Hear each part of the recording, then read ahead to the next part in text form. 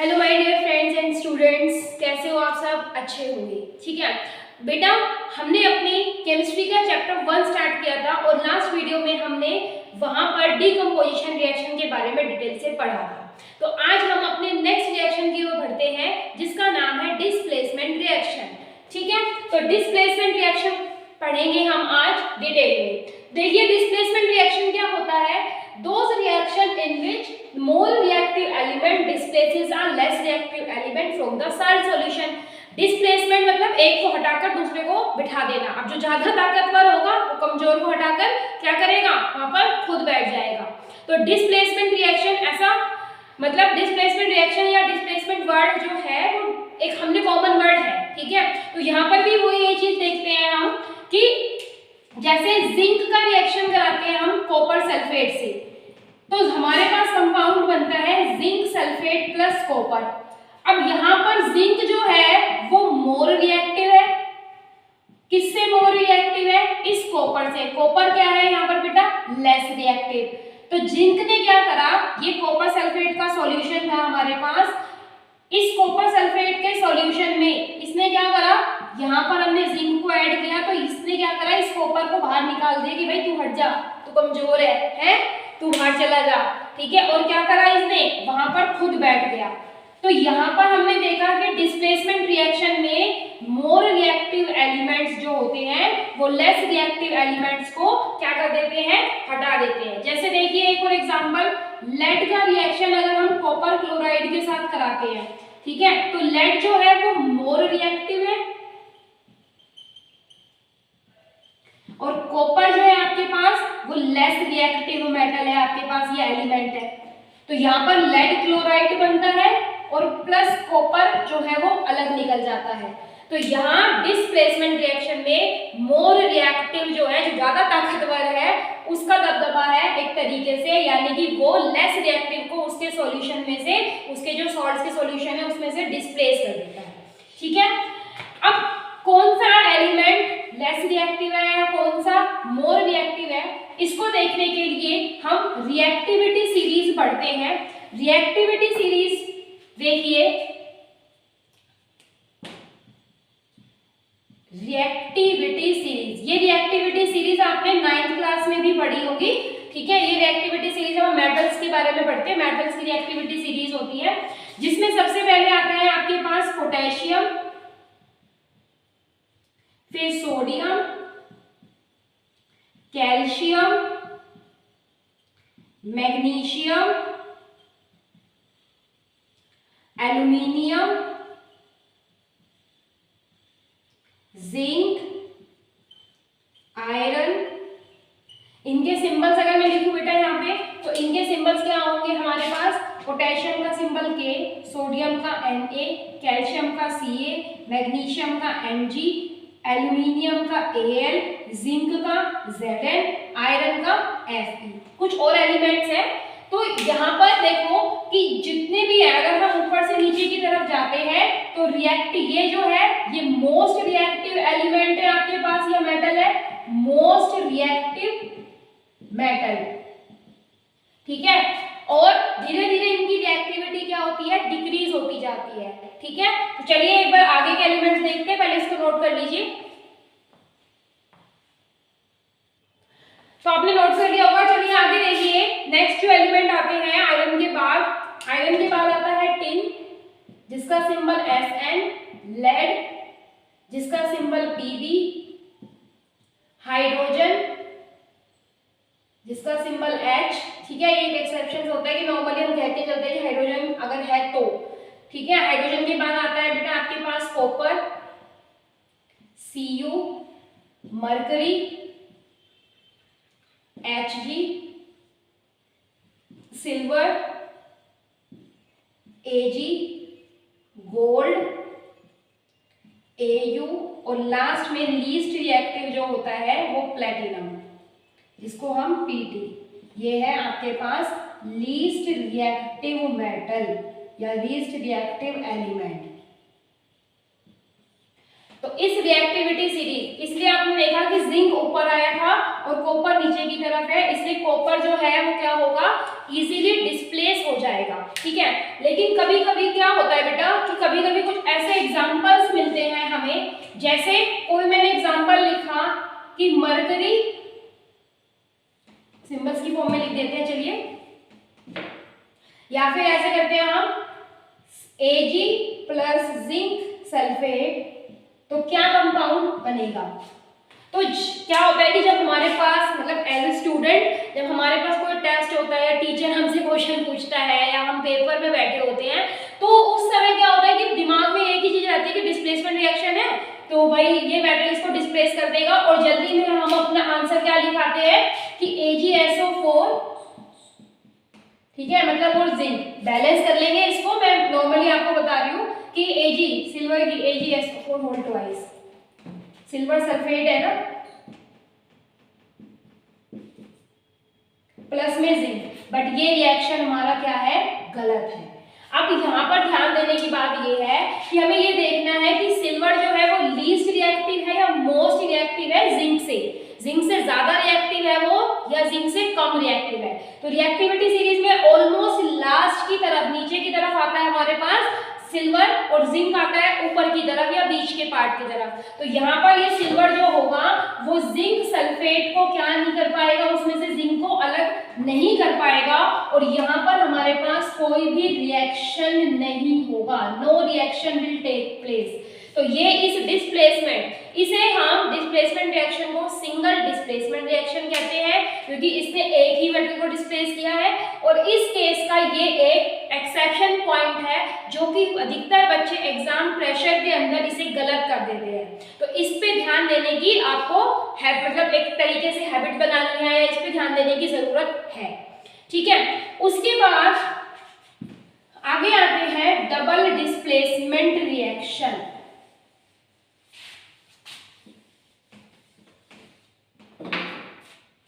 Next है हमारे पास double displacement reaction.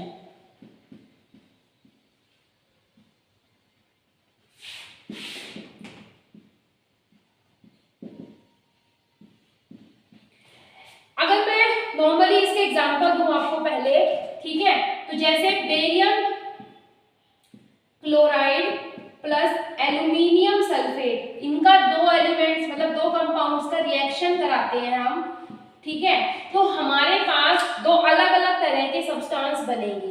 एक सब्सटेंस बनता है हमारे पास, मैं बेटा बैलेंस नहीं कर रही हूँ, मैं एक एग्जांपल लिख रही हूँ, ठीक है। एक सब्सटेंस बनता है एल्यूमिनियम क्लोराइड और दूसरा बनता है बेरियम सल्फेट, ठीक है। तो सबसे पहले हमें यहाँ ये सीखना है कि हमने यहाँ पर देखा कि दो कंपाउंड थे हमारे पास, उन दोनों ने रिएक्शन करा तो दो डिफरेंट कंपाउंड बने, मींस नए प्रोडक्ट्स बने हमारे पास। तो यहाँ पर बेरियम के साथ क्लोरीन का सॉल्ट बना हुआ है, लेकिन ये किसने हो गया, एल्यूमिनियम ने। तो इसका मतलब यहाँ पर इसके दो पार्ट्स या दो अगर हम एलिमेंट देखें, इसमें बेरियम और क्लोरीन थे, इसमें एल्यूमिनियम और आपके पास सल्फेट आयंस थी। तो ये क्या है, मेटल है, ये पॉजिटिव वैलेंसी है, इसकी भी पॉजिटिव इसकी नेगेटिव वैल्यू होगी, ठीक है, इसकी +2 इसकी +3 इसकी -2। तो जब हम यहाँ पर देखते हैं कि यहाँ पर ये एलिमेंट ने इसको डिस्प्लेस कर दिया और इसने इसको डिस्प्लेस कर दिया, यानी कि दोनों के दोनों आपके पास एलिमेंट्स जो हैं वो डिस्प्लेस हो जाते हैं, तो इसलिए इस रिएक्शन को डबल डिस्प्लेसमेंट रिएक्शन कहते हैं। और यहाँ पर ये कंपाउंड इससे जुड़ जाता है और ये कंपाउंड इससे जुड़ जाता है, ठीक है। तो यहाँ पर हम देखते हैं कि हमारे पास दो बार डिस्प्लेसमेंट होता है, ठीक है, तो सारे सॉल्यूशन में से, और इसलिए इस रिएक्शन को हम डबल डिस्प्लेसमेंट रिएक्शन कहते हैं। तो इसे अगर हम बैलेंस करने की कोशिश करेंगे तो हमें देखना है, वही टेबल बना के मैंने आपको मेथड बताया हुआ है, तो आप इसे बैलेंस भी कर सकते हैं। जब भी हम केमिकल इक्वेशंस लिखते हैं ना बच्चे, तो हमें उसको बैलेंस करने की जरूरत होती है।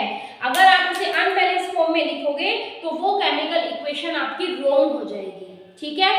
हो गया यहाँ तक क्लियर। डबल डिस्प्लेसमेंट रिएक्शंस वो रिएक्शंस होते हैं जिनके अंदर दोनों आयंस एक्सचेंज हो जाते हैं, गॉट इट। तो यहाँ पर हमने अपनी फोर्थ टाइप केमिकल रिएक्शंस के 4 टोटल फाइव टाइप्स होते हैं, उनमें से 4 टाइप को हमने डिस्कस किया है। ठीक है, सबसे पहले हमने कौन से किए थे? कॉम्बिनेशन रिएक्शन, फिर हमने करा डीकम्पोजिशन रिएक्शन, फिर हमने करा आपके पास डिकम्पोजिशन रिएक्शन के टाइप्स पढ़े हमने, फिर हमने करा डिस्प्लेसमेंट रिएक्शन, और अब हमने करा है डबल डिस्प्लेसमेंट रिएक्शन। ठीक है, आगे आपको समझ में यहाँ पे अच्छे से समझ के पढ़ना है आपको। ठीक है, और ज्यादा से ज्यादा लाइक, सब्सक्राइब और शेयर करो, और आपके कोई भी डाउट है तो आप उसमें कमेंट सेक्शन में करके मुझे बता सकते हो। ठीक है, चलिए नेक्स्ट आता है 5th नंबर पे ऑक्सीडेशन एंड रिडक्शन रिएक्शन। तो पहले मैं आपको ऑक्सीडेशन समझाती हूँ कि ऑक्सीडेशन रिएक्शंस क्या होते हैं।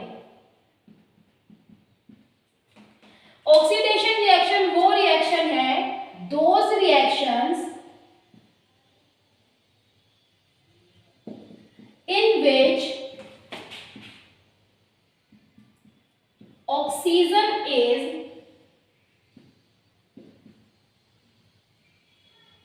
added to the compounds या during reaction। ऑक्सीडेशन नाम से ही पता चल रहा है, ऑक्स मतलब यहाँ पे वो इंग्लिश वाला ऑक्स नहीं, यहाँ पे ऑक्सीडेशन या ऑक्सा मतलब हम लेके चलेंगे ऑक्सीजन से।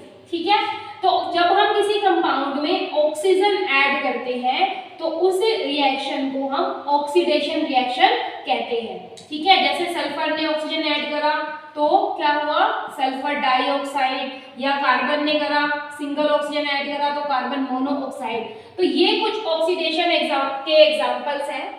अब एक क्वेश्चन आता है कि मैम ऑक्सीडेशन तो में ऑक्सीजन तो ऐड करते हैं, लेकिन इसके अलावा अगर कोई चीज हो तो ऑक्सीडेशन रिएक्शन के अंदर हम 3 बातों को पढ़ते हैं कि एक तो हमने देखा कि oxidation in the terms of oxygen, कि अगर हमने ऑक्सीजन ऐड किया है तो उसकी टर्म्स में हम क्या देखेंगे?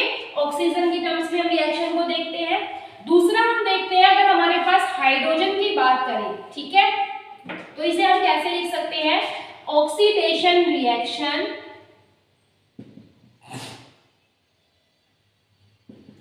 in terms of hydrogen. Hydrogen के केस में हमारे पास ऑक्सीडेशन रिएक्शन क्या होंगे? देखिए,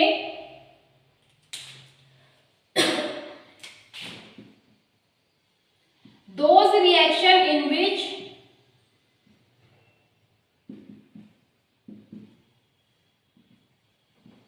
we remove the hydrogen।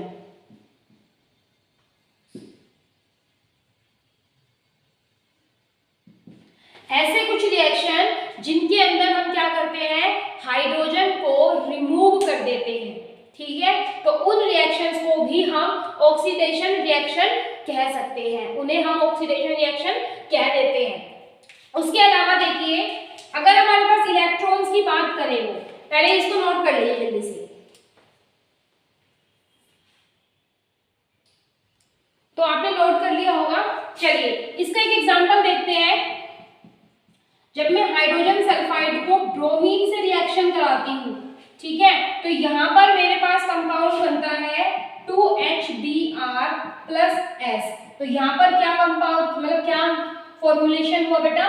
Removal of hydrogen. इसमें क्या करा? इस H2S ने, हाइड्रोजन सल्फाइड ने, ठीक है, क्या करा? हाइड्रोजन को अलग कर दिया, और वो अलग होने के बाद किससे ऐड हो गया है? ब्रोमीन से, और हाइड्रोजन ब्रोमाइड कंपाउंड बन गया। तो ये भी एक कैसा रिएक्शन है? Oxidation reaction. ऑक्सीडेशन रिएक्शन होने के लिए 3 कंडीशंस होती है, 2 मैंने आपको बताई है, तीसरी भी मैं आपको आगे बताऊंगी। पहली आपको ध्यान रखनी है कि ऑक्सीजन का एडिशन होता है, here addition of oxygen will take place. ठीक है, नेक्स्ट देखिए इसके अंदर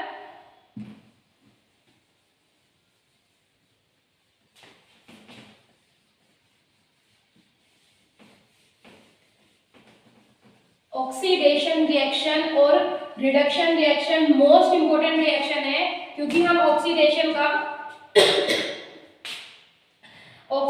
का हम यूज डेली लाइफ में भी करते हैं।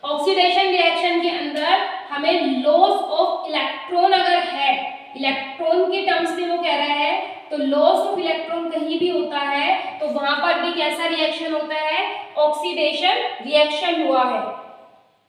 जैसे अगर हमारे पास एक एलिमेंट है आयरन 2 पॉजिटिव, ठीक है, तो अगर ये अपना एक इलेक्ट्रॉन लॉस कर देता है तो ये किसी भी रिएक्शन में अगर ऐसी चीज हो रही है तो भी वो ऑक्सीडेशन रिएक्शन होते हैं, ठीक है। तो ऑक्सीडेशन रिएक्शन कौन से होते हैं, जिनमें 3 बातें होती है, लॉस ऑफ इलेक्ट्रॉन एक तो ये, दूसरा एडिशन ऑफ ऑक्सीजन,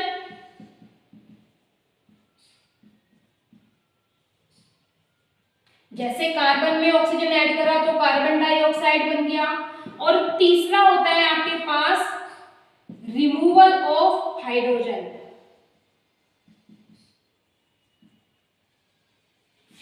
कि हम हाइड्रोजन को रिमूव करते हैं तो वहां भी ऑक्सीडेशन रिएक्शन होता है, तो हमें इस बात का ध्यान रखना है, ठीक है।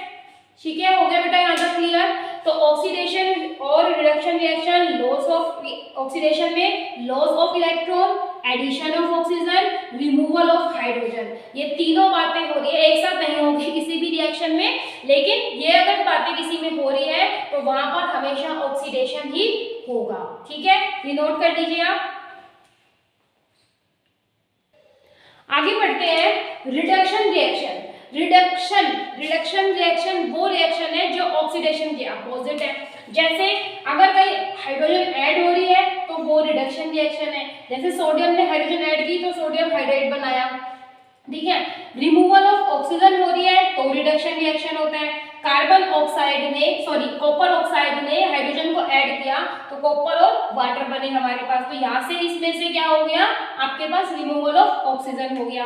कहीं पर गेन ऑफ इलेक्ट्रॉन है, जैसे मैंने पिछले रिएक्शन को रिवर्स कर दिया कि अगर आयरन थर्ड ऑक्साइड है हमारे पास, थर्ड है आयरन की वैलेंसी, तो उसमें इलेक्ट्रॉन को ऐड करूंगी मैं तो यहाँ पे 2 वैलेंसी हो जाएगी उसकी +2, ठीक है। तो उसके बाद ये तो हमने पढ़ लिए। अब देखो बेटा इन दोनों को ना क्या कहते हैं, कॉम्बिनेशन में नॉर्मली जब किसी एक ही रिएक्शन में, इसे रब कर देती हूं मैं यहां से,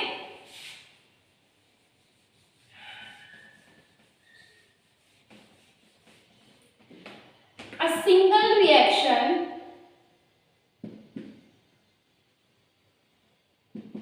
in which oxidation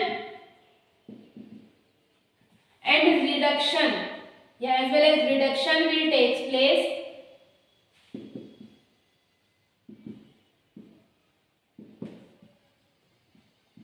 is called redox reaction,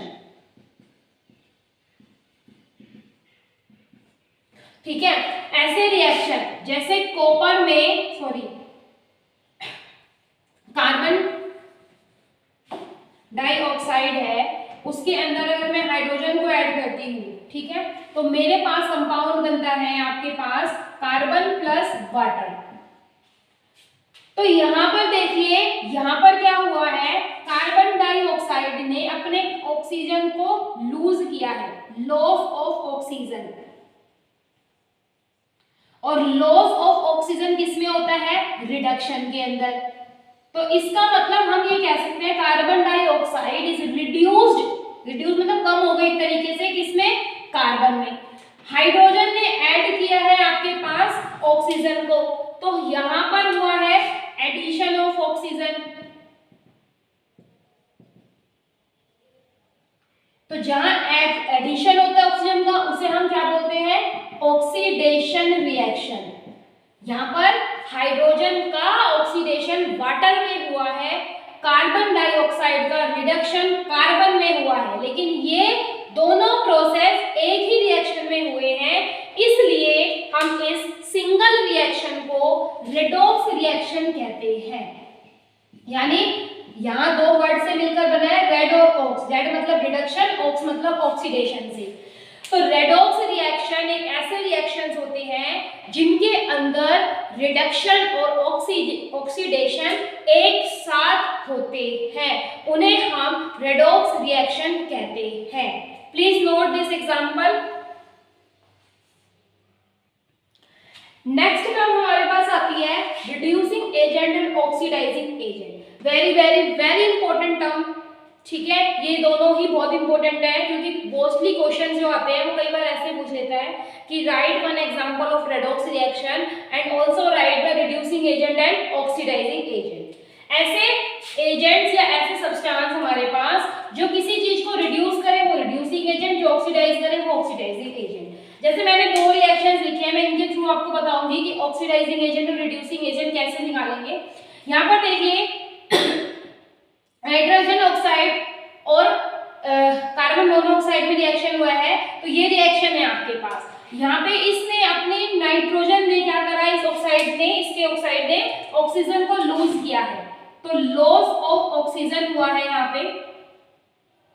तो लॉस ऑफ ऑक्सीजन किसमें हुआ है, जिसे हम क्या बोलते हैं, रिडक्शन प्रोसेस। रिडक्शन प्रोसेस जो हुआ है, अब देखो जो रिड्यूस होता है मतलब ये रिड्यूस हुआ है ना खुद, तो ये क्या कहलाएगा, ऑक्सीडाइजिंग एजेंट कहलाएगा। ये क्या कहलाएगा बेटा आपके पास, ऑक्सीडाइजिंग एजेंट। नॉर्मली एक ट्रिक्स होती है ये, जिसका रिडक्शन होता है उसे हम ऑक्सीडाइजिंग एजेंट कहते हैं, ठीक है। और यहाँ पर कार्बन मोनोऑक्साइड ने ऑक्सीजन को ऐड किया है तो उसका ऑक्सीडेशन प्रोसेस में ऑक्सीडेशन हुआ है, लेकिन खुद वो क्या कहलाएगा, वो खुद क्या कहलाता है, कार्बन मोनोऑक्साइड रिड्यूसिंग एजेंट, क्योंकि ये खुद रिड्यूस मतलब खुद इसने क्या करा, ऑक्सीजन को ऐड किया है, ठीक है। तो ये एक एग्जांपल है, इसमें आपको खुद बताना है, आपके लिए होमवर्क है, तो इसका सॉल्यूशन आप मुझे कमेंट में करके बता सकते हैं, ठीक है। चलिए, तो यहाँ पर हमने बेटा इन एग्जांपल्स के थ्रू और इन डेफिनेशंस के through types of chemical reactions को कंप्लीट किया है। आई होप आपको समझ में आ रहा होगा, ठीक है। आप भी सोच रहे होंगे कि एग्जाम आ रहे हैं और मैम ये चीजें अब बता रही हैं। ये क्विक रिवीजन में है, इसलिए मैंने इनको स्मॉल स्मॉल वीडियोस में स्मॉल स्मॉल पार्ट्स में डिवाइड किया है, ताकि आपको कंसेप्ट भी अच्छे से समझ में आए हैं और आपका रिवीजन भी क्विकली हो जाए, ज़्यादा टाइम भी इन्वेस्टमेंट ना हो, ठीक है बेटा। Thank you, have a nice day.